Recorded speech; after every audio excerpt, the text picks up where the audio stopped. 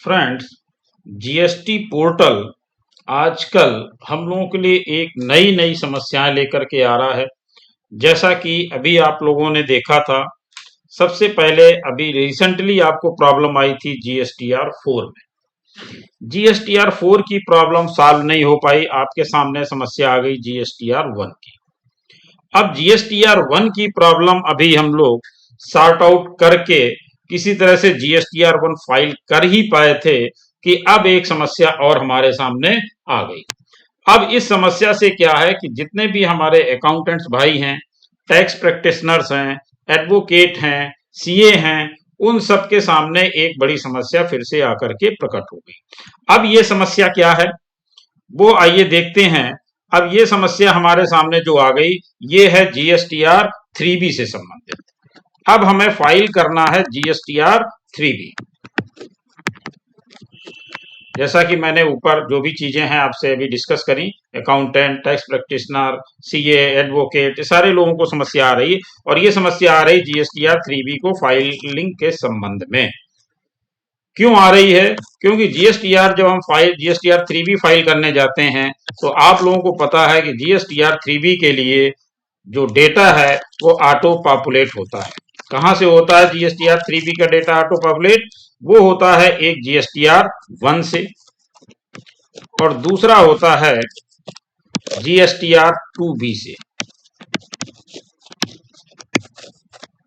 तो जीएसटीआर 1 से जो डेटा आता है हमारे जीएसटीआर 3B में, उसको हम सबसे पहले चेक करते हैं कि जो जीएसटीआर 3B में डेटा आ रहा है वो करेक्ट है कि नहीं है। यानी जीएसटीआर 1 जो हमने फाइल किया है उससे जो हमारी टैक्स लायबिलिटी या टर्नओवर आ रहा है वो जीएसटीआर 3B में करेक्ट है या नहीं है। जब हम उसको देखते हैं तो मोस्टली वो हमें करेक्ट मिलता है। अब इसके बाद हम चेक करते हैं कि जो डेटा हमारे जीएसटीआर 2B में है वो जीएसटीआर 3B में जो ऑटो पॉपुलेट हो रहा है वो करेक्ट है कि नहीं। तो ऑटो पॉपुलेट जब हम चेक करते हैं तो हमारे सामने एक समस्या फिर आ रही है। क्या आ रही है? वो समस्या ये आ रही है कि जीएसटीआर 2B जो है हमारा है उसमें या तो डेटा निल आ रहा है या फिर उसमें कुछ डेटा आ रहा है और कुछ डेटा नहीं आ रहा है। तो जब हमारे सामने ये समस्या आ रही तो हमें क्या करना है? देखिए, जब जीएसटीआर 2B से हम खोल करके देखते हैं तो उसमें या तो निल आ रहा है या शॉर्ट आ रहा है। ठीक है। और जब हम जीएसटीआर 3B खोल के देखते हैं तो वहां पर भी यही समस्या आ रही है कि या तो निल है या शॉर्ट है। क्यों? क्योंकि जीएसटीआर 2B जो है वो अभी आपका कंप्लीट नहीं हुआ है। किस वजह से? मुझे लगता है इसमें टेक्निकल ग्लिचेज हैं, लेकिन इसके संबंध में कोई बहुत सही ठोस उत्तर नहीं मिल पा रहा है।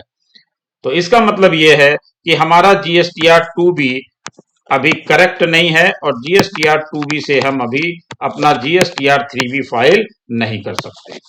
फिर हम दूसरी जगह चेक करते हैं, क्योंकि हमारे पास अभी ऑप्शन दो जगह पर आता है, जीएसटीआर 2B में और एक आता है जीएसटीआर 2A में।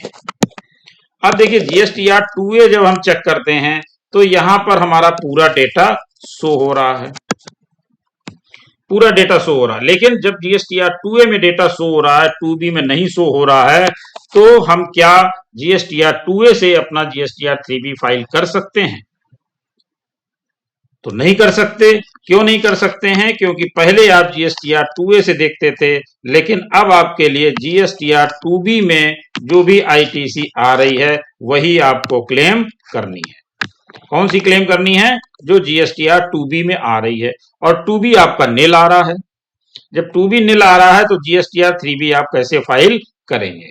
अब देखिए, उसके लिए या तो हम वेट करें, क्या करें?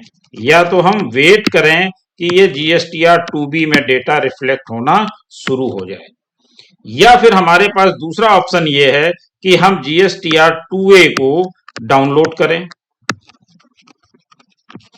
और इसको डाउनलोड करने के बाद फिर हम इसमें सॉर्टिंग करें, इसको छांटें कि कौन सा डेटा हमारा जीएसटीआर 2B में जाने वाला है और कौन सा ऐसा डेटा है जो जीएसटीआर 2B में नहीं जाने वाला है।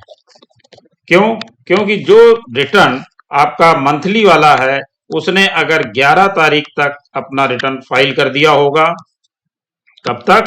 11/5/2022 तक अगर मंथली वाले ने फाइल कर दिया होगा तो, या आईएफएफ किया है तो 13/5 तक अगर उसने फाइल कर दिया है तब वो डेटा आपके 2B में जाएगा।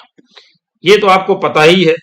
तो अब आपको करना क्या है, अगर आपको रिटर्न फाइल करने की जल्दी है तो आपको 2A वाले बिलों को मैच करके देखना पड़ेगा कि वो रिटर्न कब फाइल हुआ है, 11/5 को या 13/5 को। अगर इन दोनों डेटों में उसका रिटर्न फाइल हो गया है या आईएफएफ हो गया है, तब तो वो उसकी आईटीसी 2B में आ जाएगी। कहाँ आ जाएगी? 2B में आएगी। तो जब वो ये आपको श्योर है कि ये वाली आईटीसी 2B में आएगी तो उसको देख करके ही आप रिटर्न फाइल कर पाएंगे। अदरवाइज आपको वेट करने के अलावा कोई ऑप्शन आपके पास आज की डेट में अवेलेबल नहीं है।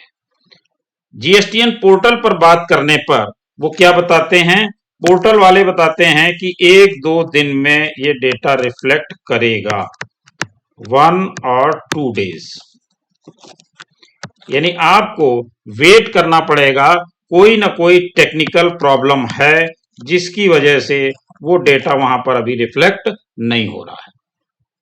तो अब आपको क्या करना है, ये निर्णय आपको लेना है कि आपको 1-2 दिन वेट करना है कि जीएसटीआर 2B में जब आ जाएगा तब हम फाइल करेंगे, या दूसरा रास्ता अपना सकते हैं कि जीएसटीआर 2A को डाउनलोड करिए और जीएसटीआर 2A को डाउनलोड करने के बाद आप उसकी सॉर्टिंग करिए। सॉर्टिंग जब करेंगे तो आपको देखना पड़ेगा कौन कौन से बिल हैं, उन्होंने कब रिटर्न फाइल किया है, उसमें credit note, debit note, TDS, सभी कुछ चीजें आपको चेक करनी पड़ेंगी और वो चेक करने के बाद ही आप फाइनल कर पाएंगे। तो आपके पास यही दोनों ऑप्शन है। इसके अलावा पोर्टल पे बात करने पर 1-2 दिन का वहां से बोला जा रहा है कि 1-2 दिन में ये डाउनलोड की स्थिति में आएगा, तब आप इसको कर पाएंगे। तो जैसा कि आप देख पा रहे हैं कि ये प्रॉब्लम पोर्टल की लगातार बनी हुई है, उसके बाद भी हमें कोई प्रॉपर सोल्यूशन नहीं मिल पा रहा है। तो सरकार को चाहिए कि इन चीजों पर ध्यान दे। जब उनके पास इतनी बड़ी फौज है, इतने सारे लोग लगे हुए हैं, उसके बावजूद वो इस सुविधा को बरकरार नहीं रख पा रहे हैं, प्रॉपर फैसिलिटी नहीं दे पा रहे हैं। लेकिन करदाता से जरूर ये चाहते हैं कि जो टैक्स पेयर है वो समय से काम कर ले, चाहे पोर्टल चले या ना चले, पोर्टल पे सुविधा हो या ना हो, लेकिन अगर लास्ट डेट को भी करेक्शन मतलब ठीक हो जाए पोर्टल, तो 1 दिन में ही सारे रिटर्न उसके फाइल हो जाने चाहिए। तो इस तरह की जो मानसिकता है, मेरे हिसाब से ये ठीक नहीं है। जीएसटीएन पोर्टल को इसमें ध्यान देना चाहिए, सरकार को इसमें ध्यान देना चाहिए, जिससे टैक्स पेयर आसानी से टैक्स पे कर सके। पहले उसको सुधार लें, उसके बाद उसको पोर्टल पर डालें तो ज्यादा अच्छा है। लेकिन फिलहाल आप लोगों के लिए मेरा सजेशन यही है कि आप लोग अभी वेट करें और वेट करने के बाद ही रिटर्न को फाइल करें, क्योंकि अभी आपके पास टाइम है। आपकी लास्ट डेट 20 तारीख है और अभी आज आपकी 14 तारीख है। तो 1-2 दिन वेट कर लीजिए, ज्यादा अच्छा है। नहीं तो उससे ज्यादा मेहनत आपको करनी पड़ेगी सॉर्टिंग में, इसको डाउनलोड करना पड़ेगा, सॉर्टिंग करनी पड़ेगी, एक एक जीएसटीएन को चेक करना पड़ेगा, जो एक बड़ा काम है। अगर आपके 2, 4, 5 बिल हैं तो कोई दिक्कत नहीं है, अगर आपके ज्यादा बिल हैं तो फिर आपको ये सब करना ही पड़ेगा। Thank you.